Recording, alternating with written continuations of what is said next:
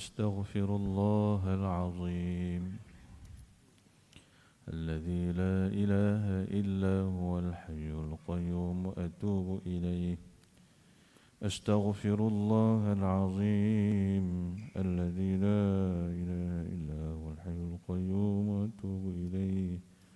أستغفر الله العظيم الذي لا إله إلا هو الحي القيوم أتوب إليه. إلى حضرة النبي المصطفى محمد صلى الله عليه وسلم وعلى آله وأصحابه وذريته والتابعين وتابع التابعين ولآبائنا ولأمهاتنا ولجداتنا ولمشايخنا ولمن أحسن إلينا ولذوي الحقوق علينا والمسلمين والمسلمات والمؤمنين والمؤمنات أجمعين. شيء لله لهم الفاتحة. أعوذ بالله من الشيطان الرجيم. بسم الله الرحمن الرحيم. الحمد لله رب العالمين الرحمن الرحيم مالك يوم الدين. إياك نعبد وإياك نستعين. إياك نعبد وإياك نستعين. اهدنا الصراط المستقيم صراط الذين أنعمت عليهم غير المغضوب عليهم ولا الضالين.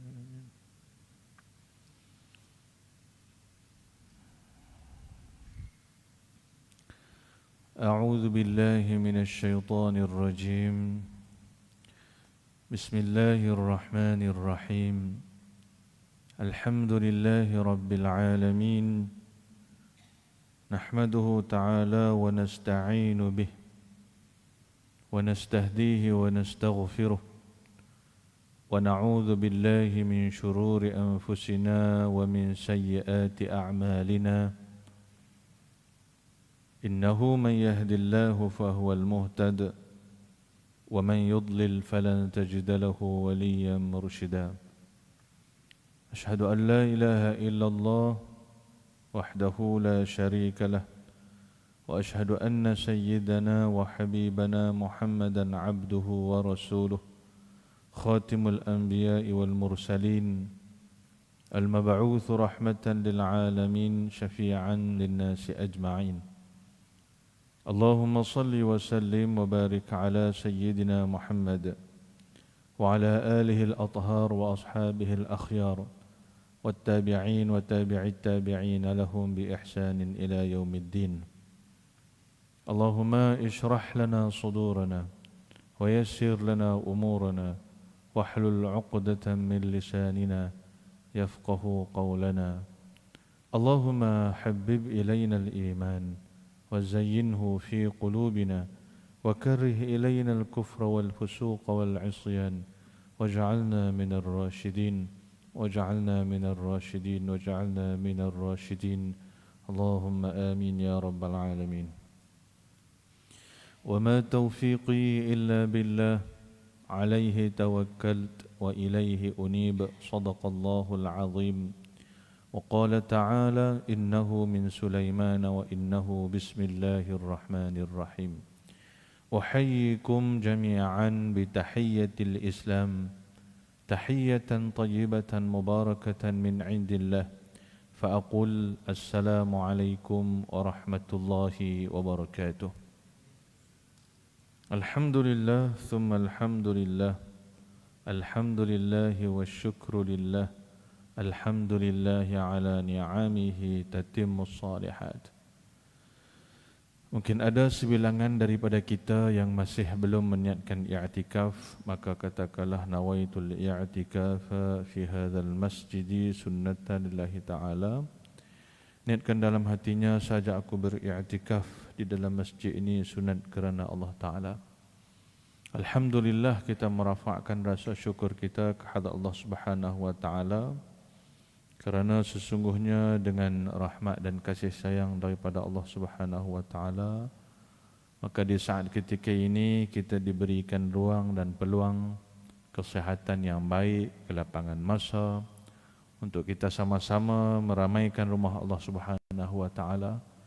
Dan sesungguhnya Allah Subhanahu wa Ta'ala berfirman di dalam Al-Quran menerusi surah At-Taubah, A'udzu billahi minasyaitonir rajim. Innama ya'muru masajidallah man amana billah.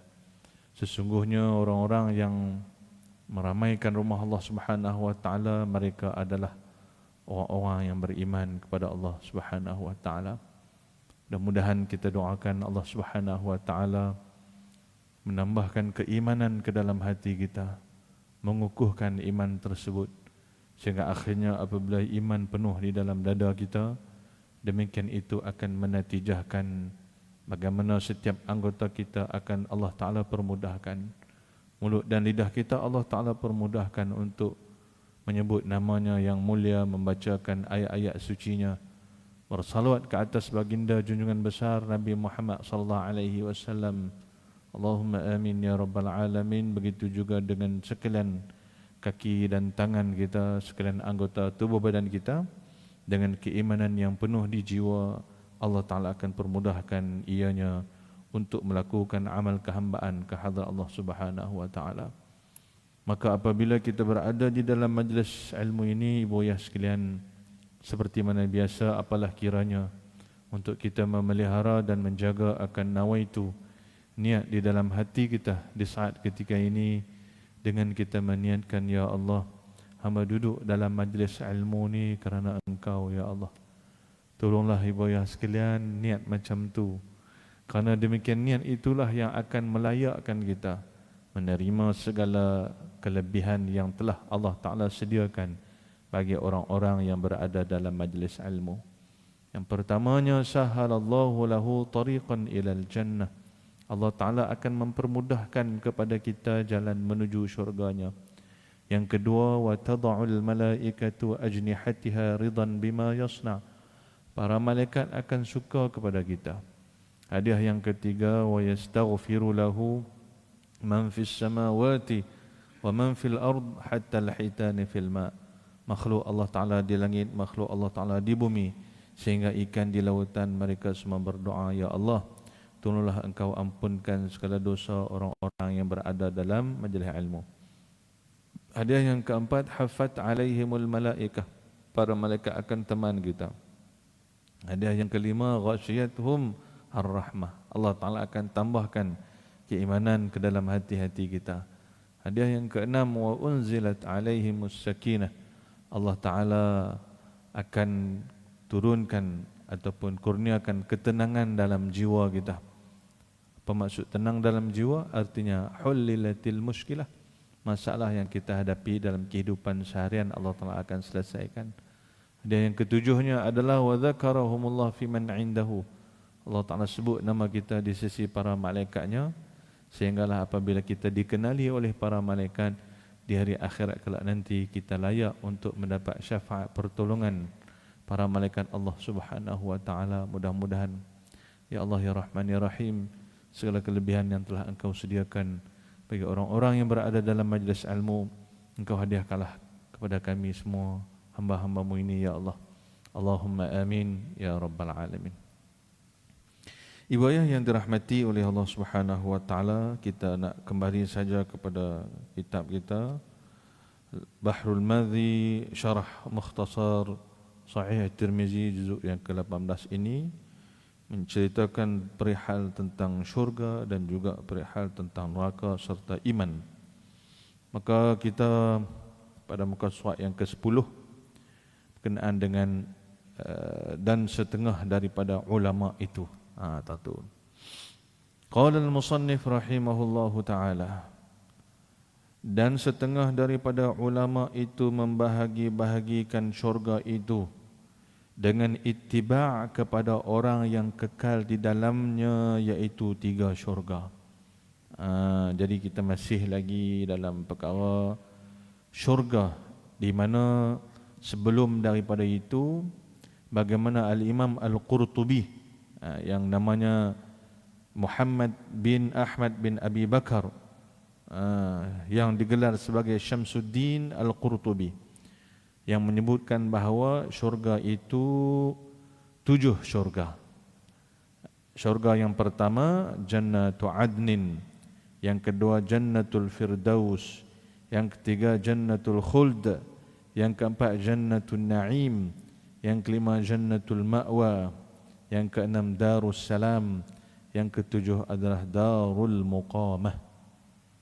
Itu yang disebutkan oleh Al-Imam Al-Qurtubi. Maka kata Syekh Muhammad Idris Al-Marbawi, dan setengah daripada ulama itu membahagi-bahagikan syurga. Pandangan yang kedua pula, di kalangan para ulama membahagi-bahagikan syurga dengan ittiba', yakni dengan mengikut penghuni syurga yang berada di dalam syurga. Syurga yang pertama namanya Jannatul Qadha, yakni syurga ketentuan. Apa maksud Jannatul Qadha?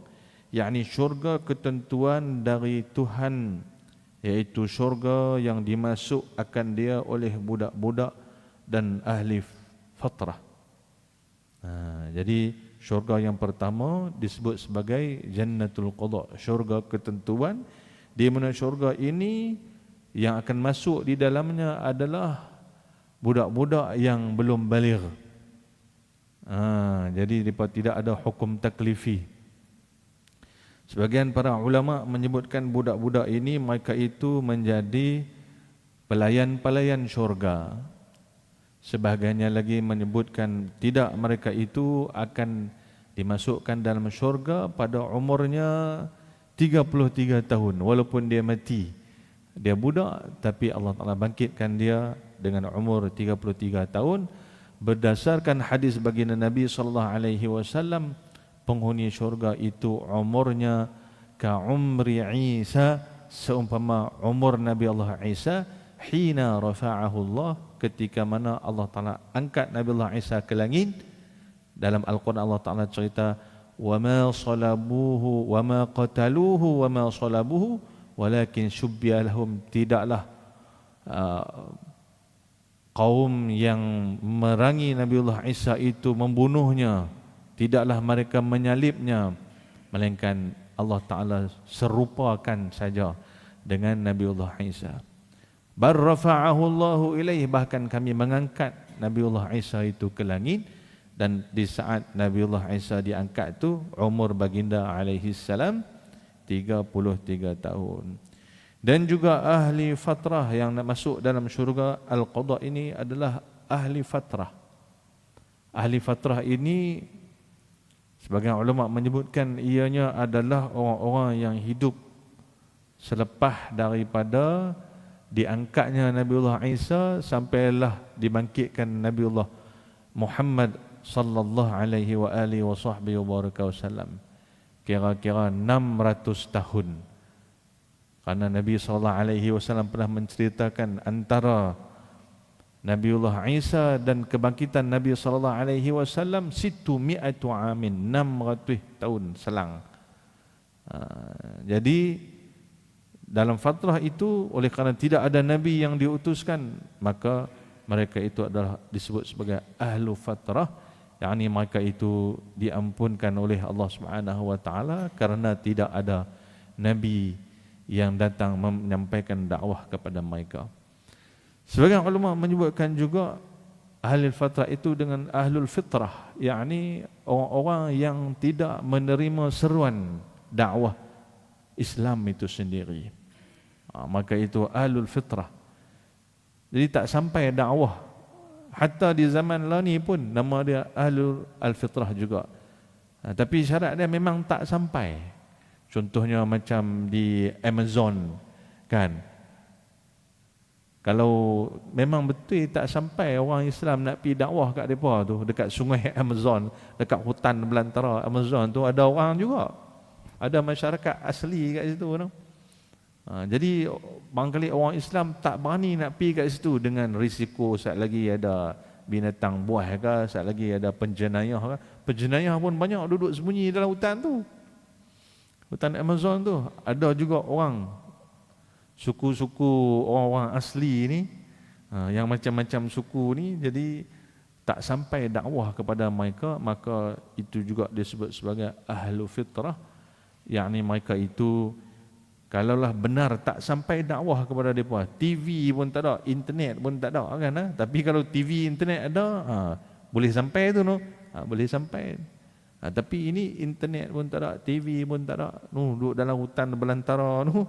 Jadi maka mereka itu diampunkan oleh Allah Subhanahu wa taala walaupun depa tu tak mengucap 2 kalimah syahadah.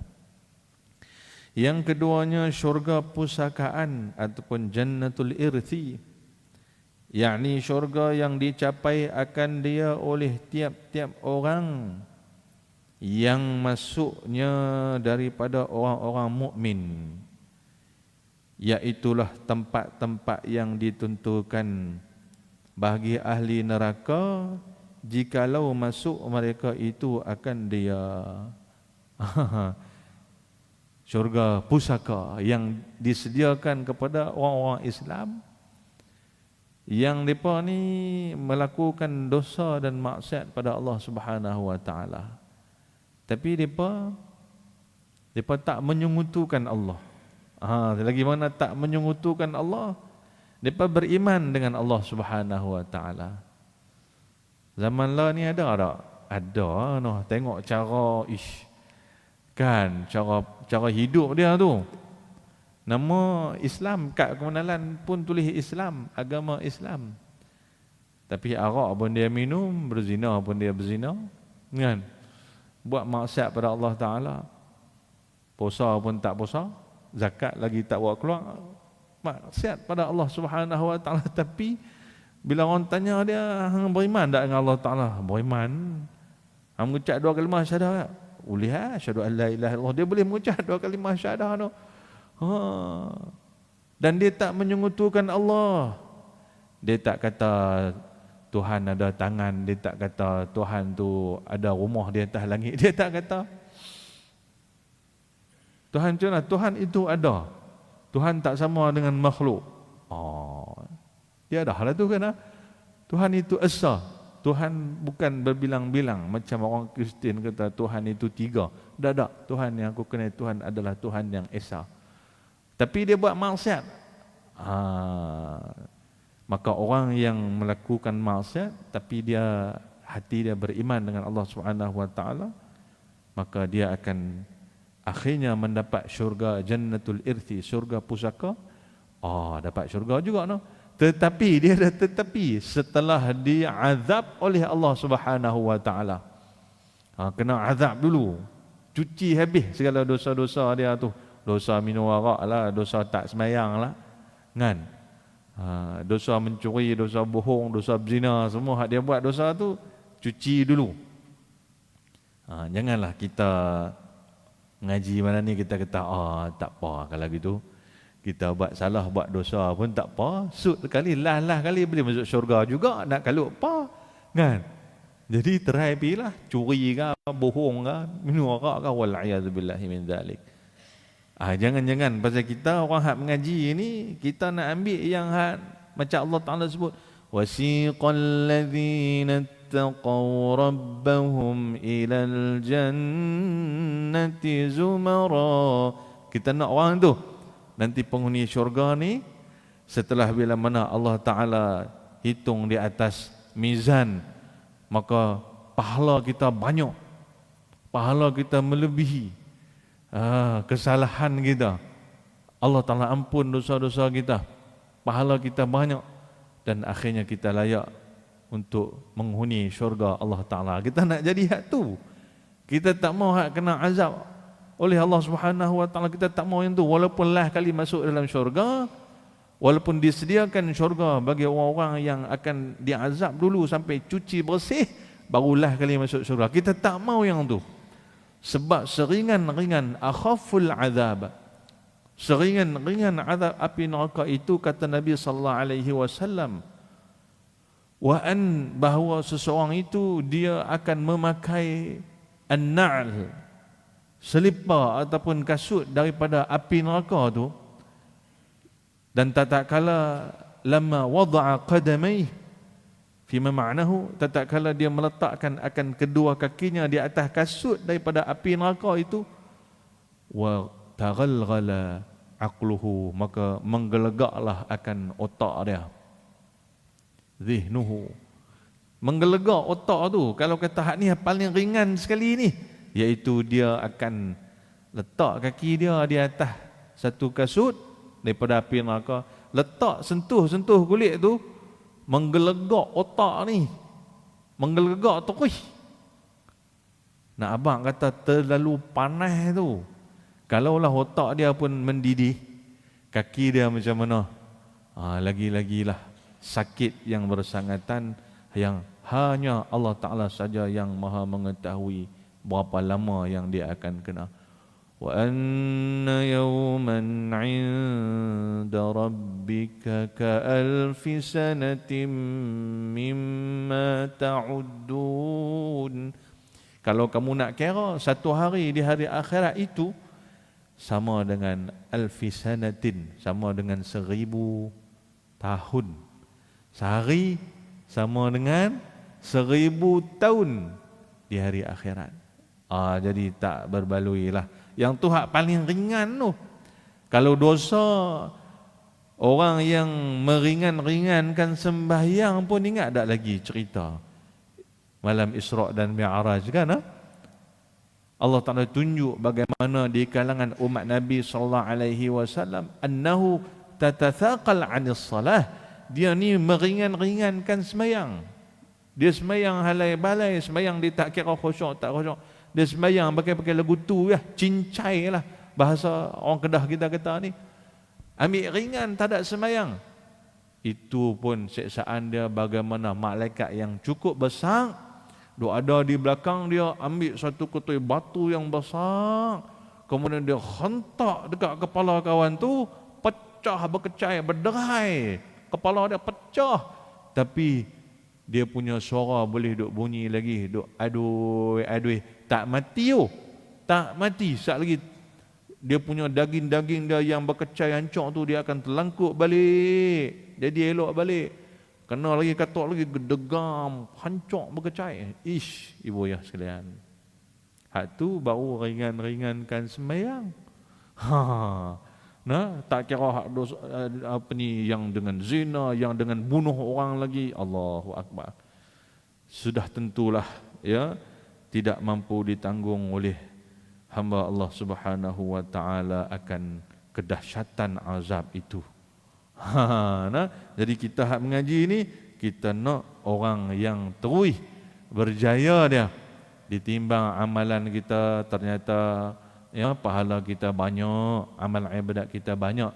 Terus kita berpusu-pusu bersama-sama dengan orang-orang yang nak masuk ke dalam syurga Allah Subhanahu wa taala, seperti mana yang Allah Taala cerita 10 ayat terakhir di dalam surah Az-Zumar. Iaitulah tempat-tempat yang ditentukan bagi ahli neraka jikalau masuk mereka itu akan dia. Dalam satu hadis Nabi yang diriwayatkan daripada Abdullah bin Mas'ud radhiyallahu taala anhu, bagaimana Nabi SAW pernah cerita ada satu orang lelaki, kana rajulun, seorang lelaki, akhiru man yakhruju minan nar wa akhiru man yadkhulu al-jannah. Seorang lelaki, kita tahu dah, paling akhir sekali yang akan keluar daripada neraka ni siapa dia? Orang lelaki. Seorang ni ya.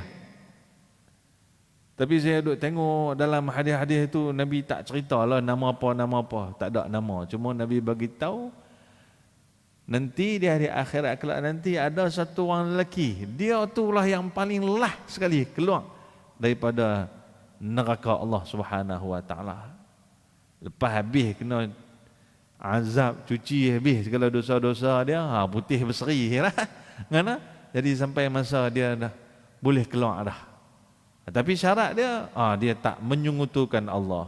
Kalau menyungutukan Allah, maksudnya menyamakan Allah Ta'ala dengan makhluk. Habis lah, itu memang tak payahlah, tak payah nak selamat lah. Akidah dia elok, tapi dosa dia banyak. Cuci habis, lah kali dia boleh keluar juga.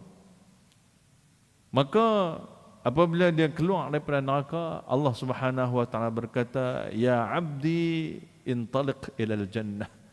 Wahai hambaku, pergilah kamu ke syurga. Maka hamba Allah Ta'ala ini dia pergi dekat syurga dan Allah Ta'ala kata, pada kamu syurga itu 10 kali ganda nikmat tertinggi dunia ni. Hak tu serendah-rendah nikmat syurga hak kawan yang lelaki hak terakhir ni dapat ni, tu pun 10 kali ganda yang terindah di kalangan nikmat dunia ni, 10 kali ganda. Tu dia. Kemudian hatta khuyila, sehinggalah pada pandangan mata dia itu dia nampak macam tidak ada tempat bagi dia. Penuh habis. Kalau istana-istana dalam syurga tu semua orang pakat duduk habis. Dia duduk tengok hak mana hak kosong, semua tak ada ni. Dia kata nak duduk tak mana ni? Semua penuh. Maka dia pun berkata kepada Allah, Al-jannatu muli' ya Rabbi. Wahai Tuhanku, sesungguhnya syurga itu telah penuh. Maka kata-kata penghuni syurga yang terakhir inilah yang menyebabkan Nabi tersenyum sampai ternampak gigi geraham Nabi SAW. Antara momen yang Nabi gelak sampai nampak geraham ni tak banyak, ada 2 atau 3 macam tu saja. Ini antara salah satunya, iaitulah kata hamba Allah Ta'ala yang terakhir masuk dalam syurga ini, atadhaku li wa anta rabbul alamin. Ayat tu, wahai Allah Ta'ala, adakah engkau bergurau denganku sedangkan engkau adalah Tuhan yang Maha Esa? Tadi Allah Ta'ala perintahkan supaya dia masuk dalam syurga. Dia pipi tengok tak ada tempat kat dia. Dia boleh pergi kata, wahai Tuhanku, atadhaku li, adakah kau bergurau denganku wahai Allah Ta'ala, wa anta rabbul alamin, sedangkan engkau Tuhan sekalian alam. Maka kata Allah, la ya abdi, bukan wahai hambaku, aku tidak bergurau denganmu. Sesungguhnya tempatmu ada di dalam syurga itu. Maka dia pun pergi tengok, dan ternyata sebenarnya Allah Ta'ala kata, walakinnani, tetapi sesungguhnya aku asya'u qadir, tetapi aku ni apa yang aku nak, maka aku kuasa untuk memberikan apa saja yang aku nak tu. Di sini Allah Ta'ala nak tunjukkan sifat Maha Pemurah, Maha Penyayang, Maha Pengasih Allah Ta'ala kepada hamba-hamba dia. Walaupun hamba-hamba ni buat maksiat yang cukup banyak di atas dunia dulu ni, tapi akidah dia tetap berpegang dengan Allah Subhanahu Wa Ta'ala, beriman dengan Allah Ta'ala. Walaupun dia banyak maksiat, Allah Ta'ala kata jangan buat, dia buat juga, sampai dia kena seksa yang begitu banyak. Orang lain pekat lepas habis dia last sekali. Namun tetap Allah Ta'ala bagi kepada dia syurga. Di situ menunjukkan sifat pemurah dan rahmat kasih sayangnya Allah Subhanahu Wa Ta'ala kepada hamba dia. Jadi ibu ya sekalian, jangan kita jadikan apa yang kita dengar malam ini sebagai lesen untuk kita berani pula untuk nak melakukan maksiat kepada Allah Subhanahu Wa Ta'ala, kerana sesungguhnya azab yang paling ringan pun kita tak mampu nak menanggung. Sebaliknya kita hendaklah memperbanyakkan beristighfar, mohon keampunan kehadrat Allah Subhanahu Wa Ta'ala. Yang ketiganya syurga al-a'mal, ataupun bahasa Arabnya jannatul a'mali. Apa dia itu syurga al-a'mal? Iaitu tempat yang tinggal di situ oleh orang-orang dengan sebab amalnya. Maka siapa ada ia lebih utama daripada orang lainnya pada segala macam kelebihan, adalah baginya daripada syurga itu lebih banyaknya. Sama ada ia orang yang berkelebihan lain daripada yang dilebihkan, atau tiada ada ia lain daripada kelebihannya pada ini maqam dengan ini hal. Berarti syurga amal ini adalah syurga yang Allah Ta'ala masukkan dia dengan sebab amalan-amalan yang dia buat. Barangkali di kalangan kita ni, yang ni berpadanan dengan Allah Ta'ala sebut dalam surah Az-Zumar itu, wasiqal ladzina taqaw rabbahum ilal jannati zumara. Nanti penghuni-penghuni syurga itu mereka akan pergi dalam kumpulan-kumpulan. Ada yang hak kawan ni pahala sabak dia banyak. Ada hak kawan ni pahala cakap baik dia banyak, cakap elok dia banyak. Kawan ni hak jaga amanah. Kawan ni yang taat kedua bapa. Kawan ni hak semayang dia banyak. Kawan ni hak puasa dia banyak. Hak ni sedekah banyak. Jadi berkumpulan-kumpulan. Maka Allah Ta'ala kurniakan nikmat berdasarkan kepada amalan-amalan yang kita buat sewaktu di atas muka bumi ini. Sebab tu kalau kita kadang-kadang payah, lepas kita tengok kadang-kadang cuba kita fikir sendiri, kadang-kadang kita semayang sunat ni banyak pada baca Quran, biasa jadi apa? Ada waktu kita baca Quran banyak daripada semayang sunat. Itu. Ada waktu kita baca Quran banyak daripada kita sedekah. Ada waktu seorang itu dia sedekah banyak tapi dia kurang baca Quran. Di sini tu. Di dunia ni pun kita dah tengok dah. Kalaulah ada satu orang tu yang dia boleh buat ke semua. Hebat-hebat belaka. Memang hebat itu. Kita tak nafi, bukan benda tu tak mustahil, tapi kita tak tahulah. Kita tak tahu. Cuma dalam sejarah baginda Nabi sallallahu alaihi wasallam, antara figura yang berlaku pada zaman Nabi sallallahu alaihi wasallam yang memang dia dan buat semua, sehingga diakui oleh salah seorang sahabat Nabi yang dijamin dengan syurga, iaitulah Sayyiduna Umar Al-Khattab. Sahabat Nabi, pak mentua Nabi. Kan? Jadi siapa dia figura tu? Sayyiduna Abu Bakar As-Siddiq radhiyallahu taala anhu. Sayyidina Abu Bakar, Allah Taala bagi kat dia dan belaka. Dalam satu pagi tu dia dan, bila Nabi tanya, buat lagi? Sayyidina Abu Bakar buat dah, sedekah dah, zikir dah, salawat dah, semayang sunat dah. Waktu pagi tu saja dia dah boleh buat kebanyakan daripada amalan-amalan, amal ibadah kepada Allah Subhanahu wa taala. Sampai Sayyidina Umar pun jealous. Sayyidina Umar jealous. Abu Bakar ni dia dan semua.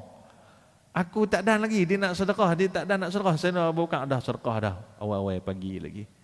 Ini satu contoh, maksudnya ada di kalangan hamba Allah Taala ni yang Allah Taala bagi dia dan semua. Bukan senang nak dan semua.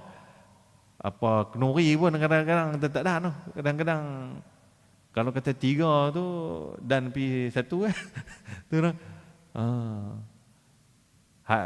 Yang parah lagi kenuri ada 3 pun tak dan. Yang tu lagi pun letih juga lagu tu pun.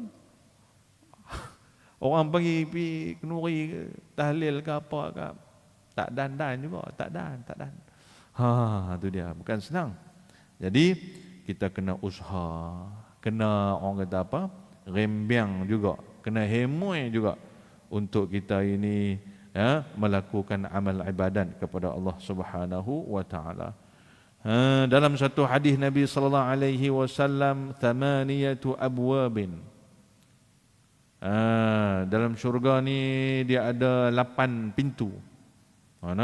Dia ada 8 pintu. Minhum, antaranya nombor 1 Babur Rayyan, pintu Ar-Rayyan. Kita tahu pintu Rayyan ni bagi orang-orang yang banyak berpuasa. Faman dakhalahu lam yadhma abada. Siapa-siapa yang masuk dalam pintu Ar-Rayyan ni, dia tidak akan rasa dahaga untuk selama-lamanya. Dia tak akan rasa dahaga. Orang lain rasa dahaga juga, tapi dia tak rasa dahaga. Itu dia. Yang keduanya, babul mukaththirina minas salat lilladzina yadkhuluna al-jannata bighairi hisab. Yang keduanya adalah orang-orang, pintu yang kedua adalah pintu bagi orang-orang yang banyak melakukan sembahyang. Itu pintu yang kedua. Pintu yang ketiga, babul mutasaddiqin, pintu orang-orang yang banyak bersedekah. Pintu yang keempat, babul jannatil aiman, iaitulah pintu bagi orang-orang yang menerima kitab amalan di tangan kanan. Wa huwa babun khassasahu Allah Ta'ala. Itulah pintu Allah Ta'ala khususkan lilladzina yadkhuluna al-jannata bighairi hisab. Allah Ta'ala khususkan kepada orang-orang yang masuk dalam syurga tanpa dihitung. Tanpa dihitung. Dalam satu hadis Nabi SAW di kalangan umat Nabi SAW ni ada 70,000 orang di kalangan umat Nabi SAW yang masuk ke dalam syurga bighairi hisab. Tak gaduh nak pi dekat custom dah. Custom malaikat. Tak gaduh check dah. Tengok naik nama. Mudah-mudahan kita berada dalam golongan itu insya-Allah. Allahumma amin ya rabbal alamin. Tengok nama kita. Terus. Tak gaduh dah. Check semua. Tak gaduh. Terus pi. Tu dia. Ini. Ada nah? Ada. Jadi kita buatlah amalan sebanyak-banyaknya, seikhlas-ikhlasnya, ya, senantiasa mencari keridaan daripada Allah Subhanahu wa taala. Innal ladzina yakhshawna rabbahum, seorang yang takut pada Allah Taala bil ghaibi, pada ketika dia duduk seorang-seorang. Duduk ramai-ramai mungkin kita tak buat maksiat, tapi kalau duduk seorang-seorang, adakah dia berani melakukan maksiat? Dia tak berani. Bahkan dia sentiasa teringat pada Allah Subhanahu wa taala. Itu di antara orang-orang yang akan mendapat pangkat yang tinggi di hari akhirat kelak nanti. Pintu yang seterusnya, pintu yang kelima, babul jihad. Pintu orang yang berjihad di jalan Allah Subhanahu wa taala. Pintu yang keenam, babul haji wal umrah. Ada orang yang pahala haji, pahala umrah dia banyak. Dia boleh masuk melalui pintu babul haji wal umrah. Pintu yang ketujuhnya adalah babul silah. Pintu orang yang menghubungkan tali silaturahim. Pintu yang ke-8-nya adalah babul taubah. Orang yang kerap bertaubat, beristighfar, mohon keampunan kehadrat Allah Subhanahu wa taala. Wa qila, sebagian lagi pandangan mengatakan babul walad alladhi yabirru walidayh. Sebagian lagi pandangan pintu yang ke-8 ini adalah pintu anak-anak yang taat kepada kedua ibu bapanya. Wa babul duha, orang-orang yang selalu seringkali mengerjakan solat duha. Wa yuwadhabuna 'alaiha, yang berkekalan, bukan lama-lama sekali, tapi yang jarang sangat dia tinggalkan sembahyang duha. Itu juga ada pintu yang Allah Ta'ala sediakan kepada orang yang rajin melakukan amalan tersebut. Mudah-mudahan kita doakan, Ya Allah, Ya Rahman, Ya Rahim, kami hamba-hamba-Mu yang lemah dan hina ini, Ya Allah, memohon kepada-Mu, Ya Allah, agar Engkau permudahkanlah urusan amal ibadah kami, sehingga kami layak untuk menjadi salah seorang daripada penghuni syurga-Mu, Ya Allah, mendapat ridha-Mu dunia dan akhirat. Allahumma amin ya rabbal alamin. Maka tiada daripada satu amal melainkan ada baginya syurga, dan jatuh berlebih-lebihan itu antara tuan-tuannya dengan sekira-kira kemahuan hal ehwal mereka itu. Dia berdasarkan kepada amalan kita lah. Kalau kita banyak dengan sekian-sekian amalan itu, kita akan dapat nikmat syurga yang berbeza-beza berdasarkan daripada amalan-amalan yang kita kerjakan. Maka sifat syurga itu semacam mana berkehendak engkau mengetahui akan dia dan mengetahuikan barang yang disediakan di dalamnya daripada segala nikmat. Maksudnya kalau kamu nak tahu lagi segala jenis nikmat-nikmat syurga ni, kata musannif, boleh baca akan dia di dalam Al-Quran. Ada Allah Ta'ala cerita dalam Al-Quran.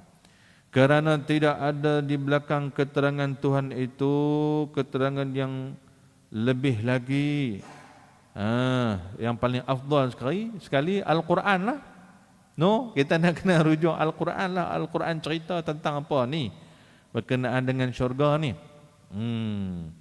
baca olehmu akan firman Allah Ta'ala, waliman khafa maqama rabbih jannatan, sampai akhir surah Ar-Rahman, dan baca surah Al-Waqi'ah dan lain-lainnya daripada segala surah.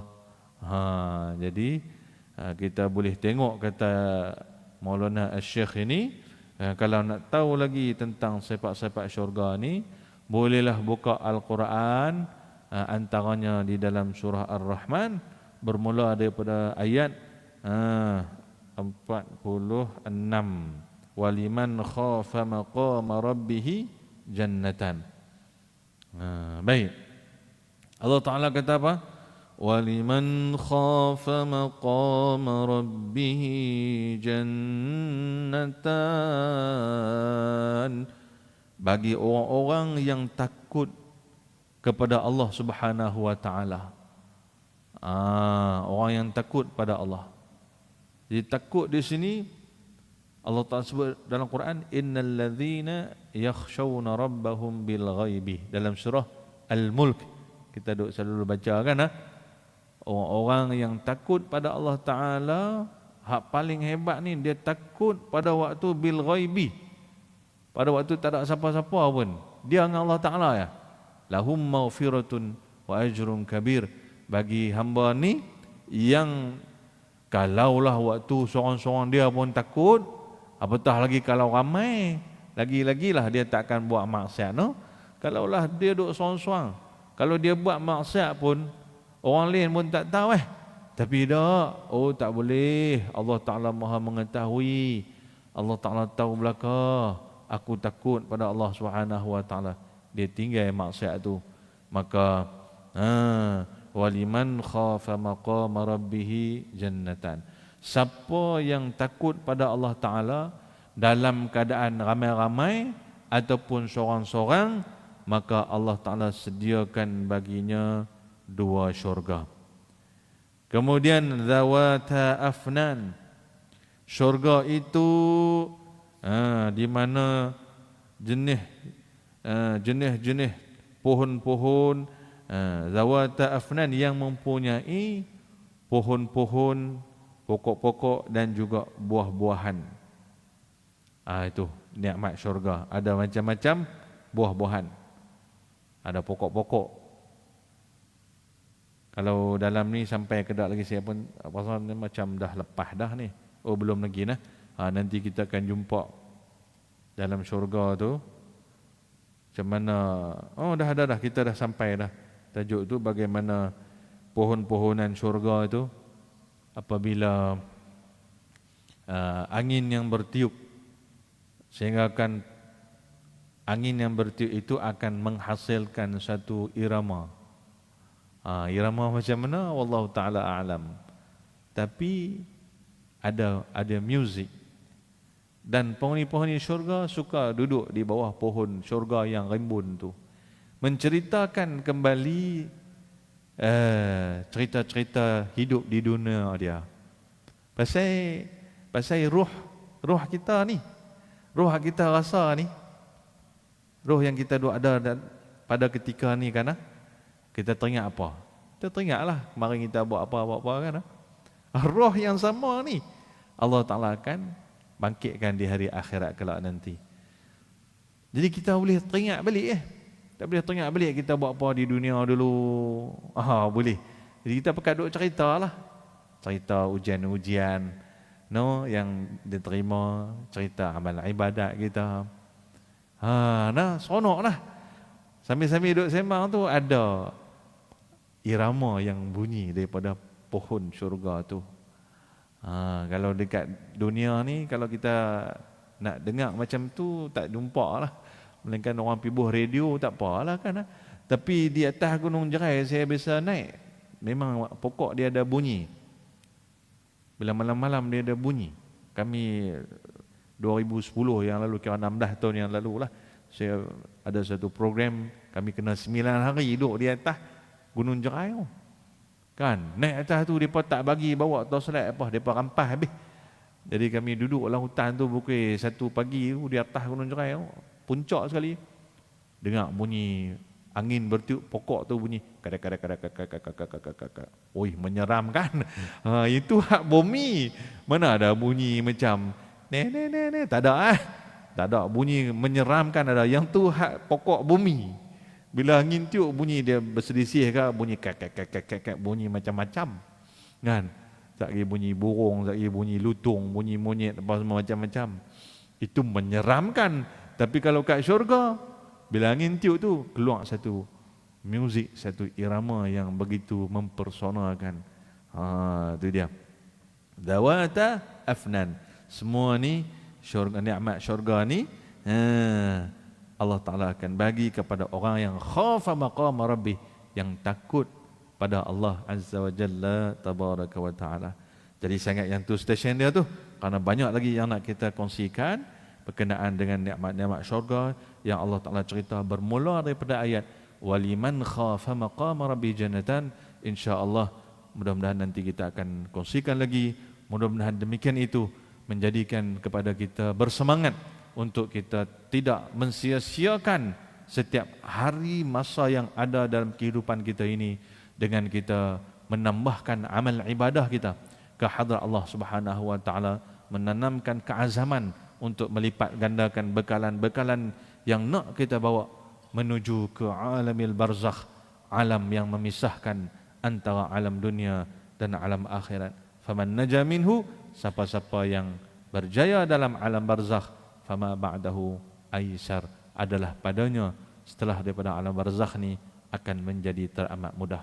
Wa man lam yanju minhu, tapi siapa-siapa yang alam barzakh dia dah kena godam, dia dah kena seksa, fama ba'dahu ashad, adalah baginya, kata Nabi SAW, selepas daripada alam barzakh ni asyaddun, teramatlah sukar dan payah. Sebab itu mudah-mudahan ya Allah ya Rahman ya Rahim, bantulah kami ya Allah untuk kami menjadi hamba-hambamu yang diridai olehmu, yang dikasihi olehmu, yang selamat bahagia di dunia ini, yang selamat bahagia di alam barzakh, yang selamat dan bahagia di alam akhirat. InsyaAllah. Allahumma amin ya rabbal alamin. Subhanakallahumma wa bihamdika asyhadu an la ilaha illa anta astaghfiruka wa atubu ilaik.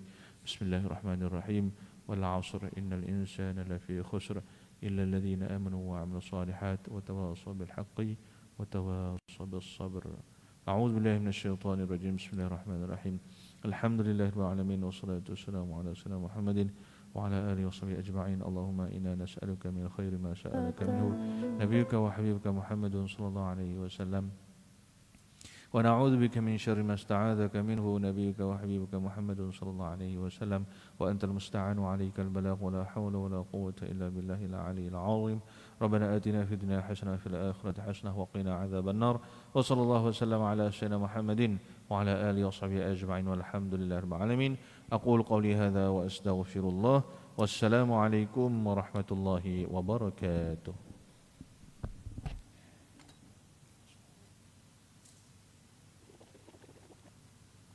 وحسن